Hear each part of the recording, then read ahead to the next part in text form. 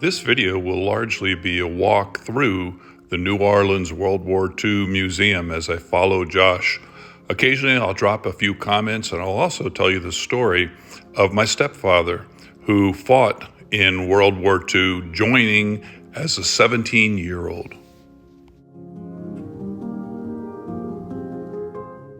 You'll notice that the train car says North Platte, Nebraska, which was a train hub, and that town was particularly kind to soldiers moving back and forth across the country. These dog tags that they gave you allowed you to hear the story of one particular soldier's experience in the war.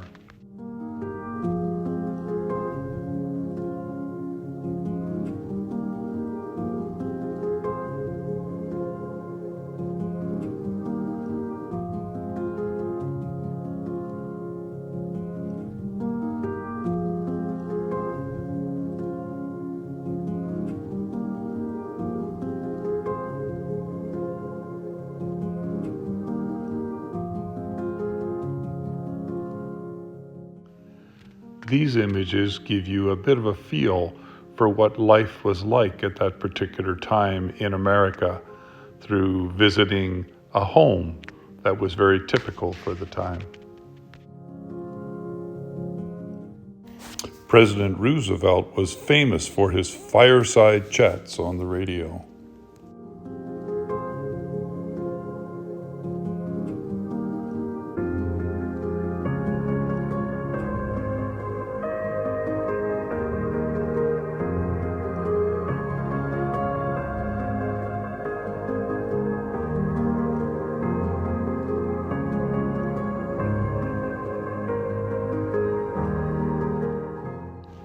It seemed like with every room there was a new flood of stories or memories of critical things that happened during the war that led to, ultimately, the Allied victory. My stepfather, Frank Snowden, got special permission from his parent to enroll in the Navy at age 17. He was sent overseas and found himself in the British Isles. He was playing baseball the day before the landing on Normandy with a bunch of other military men. And as they were playing, an officer came and said they needed to leave everything behind and get ready to go and gather up their things. Well, my stepfather thought these people are going to want this baseball equipment. He was just a kid, right? So he went around and gathered up the baseball equipment, balls and gloves, in addition to the other gear that he would carry as a soldier. The next day was on a landing craft, attacking at Normandy, carrying a duffel bag filled with baseball equipment. As he was in a landing craft like this one, the other men on the boat were carrying flamethrowers, and they were ordered to move towards the front of the landing craft. As they did that, a bomb suddenly landed on the front of the ship, destroying all the men who were in the front and throwing my stepfather out of the landing craft and into the ocean. As he was there, he was starting to drown because of the weight of the water on the baseball equipment, until another soldier, someone who was one of his superiors, grabbed him and kind of basically said, "Come on, Frank, let's not do that," and pulled him up to safety. And for the rest of his life, he always had a kind of fear of water, particularly swimming or being in the ocean. It is arguable that the landing at Normandy and the battle that ensued was one of the most important in recent history. And it's also amazing to think that those who saved the world, so to speak, were young men like my stepfather.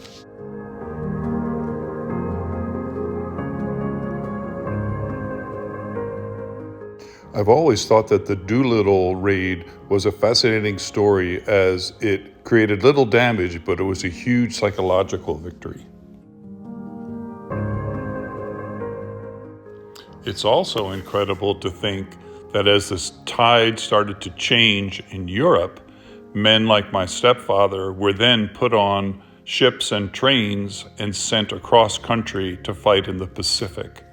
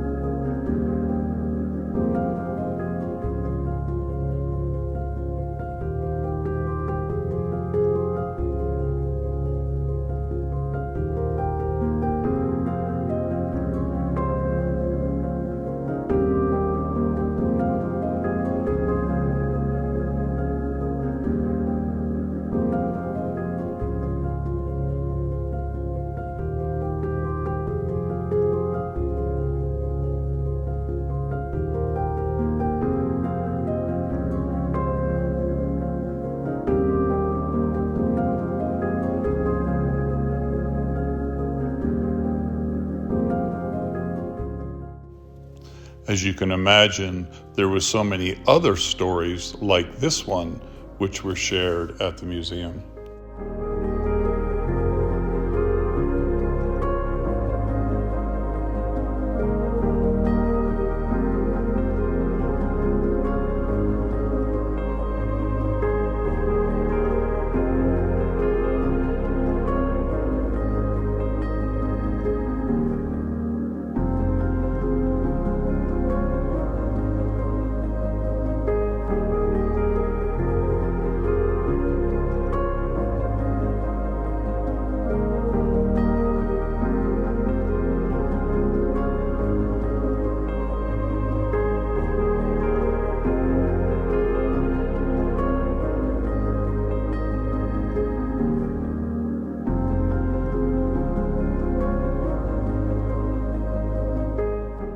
The story of the Monuments Men was made into a film in 2014 starring George Clooney, Matt Damon, and Bill Murray.